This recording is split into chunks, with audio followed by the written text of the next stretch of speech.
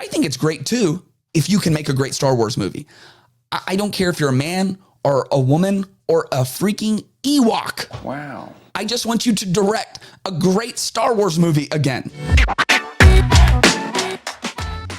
Speaking of DEI-related controversy, Star Wars has begun promoting their newest director, and this has caused quite the controversy from a galaxy far, far away. Forbes reports upcoming Star Wars film attacked as woke by right-wing critics over director's feminist comments. Oscar-winning filmmaker Sharmeen Obaid-Chinoy is attached to direct an upcoming Star Wars film, making her the first woman to helm a film in the iconic franchise. But right-wing critics are blasting the movie as woke after Obaid-Chinoy said it's about time a woman directed a Star Wars installment. Obaid-Chinoy told CNN in a televised interview this week, "It's about time we had a woman come forward to shape a story in a galaxy far, far away," adding she's thrilled about the upcoming project. Obaid-Chinoy, a filmmaker known for directing feminist documentaries, was announced in April 2023 as director of an upcoming unnamed film set in the Star Wars universe and starring Daisy Ridley, who portrayed protagonist Rey in the sequel trilogy of the main Star Wars series. She'll be the first woman and the first person of color to direct a film set in the Star Wars universe. And some right-wing pundits criticized Obaid-Chinoy, deeming her comments woke, and resurfaced remarks she made at a 2015 Women in the World Summit, in which she said she likes to make men uncomfortable. And so let's look at those comments here. She's being interviewed and by what's this guy's name? John something, one of the Johns. And these are the comments that have everyone up in arms. This is happening now. And so you are watching the lessons of, and it's a dramatization of the lessons of it. As an activist and an artist, do you make that calculation? Who is my target? You talked a little bit about, I want women to watch this, and I want them to feel empowered, and I want my daughter to have heroes. I couldn't help but notice a thread through each of these, that the men were assholes. And I'm wondering,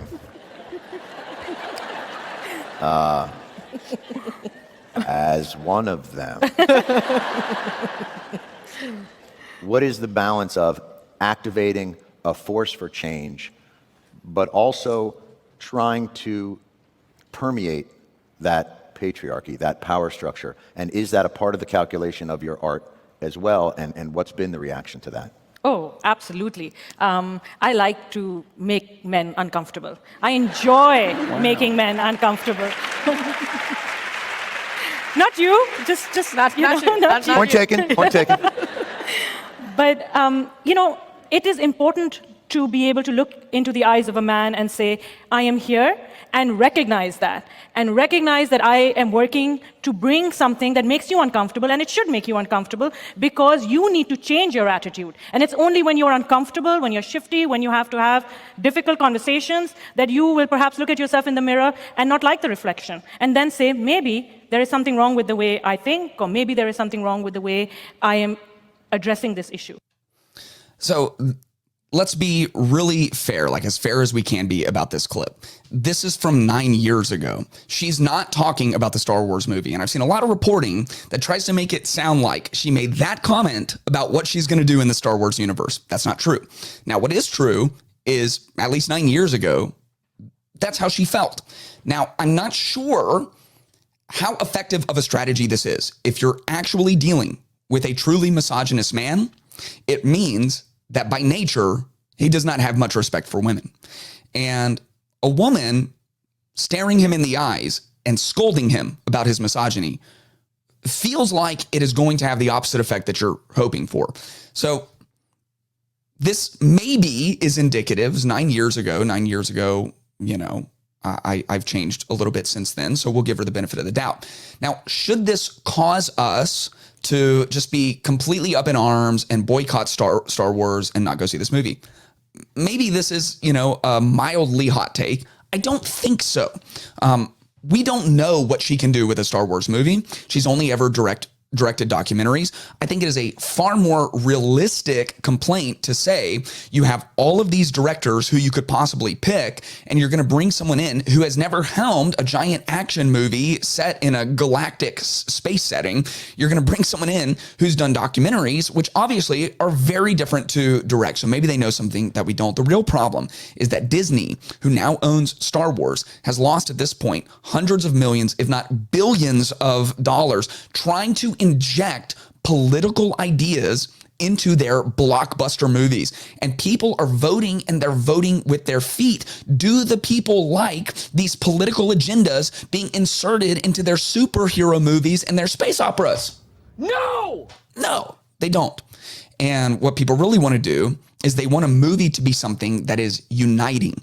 And sports were supposed to be something that was uniting, which is why part of the reason why the NBA is just kind of crumbling and people aren't watching like they used to, because for a couple of years there, you couldn't watch the NBA without being just completely overwhelmed by political signaling. And whether you're on the left, right, or center, if you're going to watch a basketball game, part of the reason is you want, number one, something that can disconnect you from all the drama of society. And number two, you want something like a movie, like sports, that can uniquely unite people of all different thoughts and all different persuasions and all different partisan ideas. And we can disagree on the tax code, and we can disagree on our candidates, and we can disagree on the laws, but we can come together and root for the same team. Or we can come together and get just completely immersed in this incredible story happening on Tatooine with Chewbacca and Luke and Han Solo. That's what we want, and you can't do that. So now there's nowhere to escape. And just Disney, from a business standpoint, I cannot understand.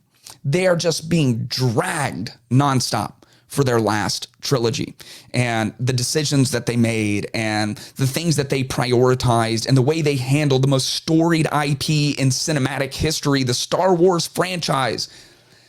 And they could pick any director. I'm not saying that this woman specifically, Miss Obaid-Chinoy, I'm not saying she shouldn't get her shot at Star Wars. I'm saying tactically, as a business, when you are trying to at least change course and bring unity back to your fan base, by the way, which is a fan base massively majority male, and you bring in a woman who is coming out saying, you know what's great about this is a woman's in charge now. I think it's great too if you can make a great Star Wars movie.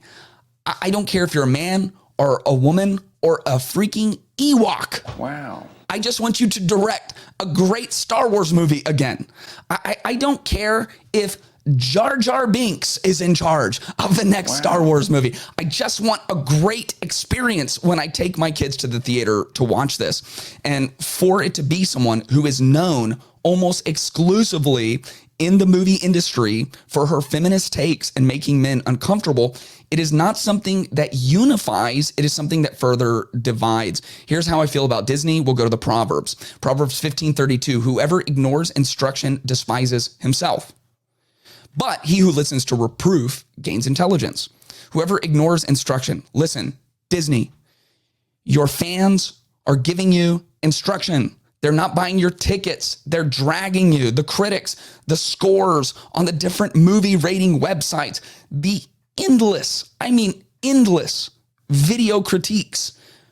You could start watching YouTube videos making fun of the last 3 Star Wars installments, and you could start today, and they're coming out so consistently, you'd never end. You would just die watching these things. If you ignore instruction, really you despise yourself. You're hurting yourself. You're bleeding yourself dry. Proverbs 29:1, he who is often reproved, yet stiffens his neck, will suddenly be broken beyond healing. That could be coming. Proverbs 12:15, the way of a fool is right in his own eyes, but a wise man listens to advice.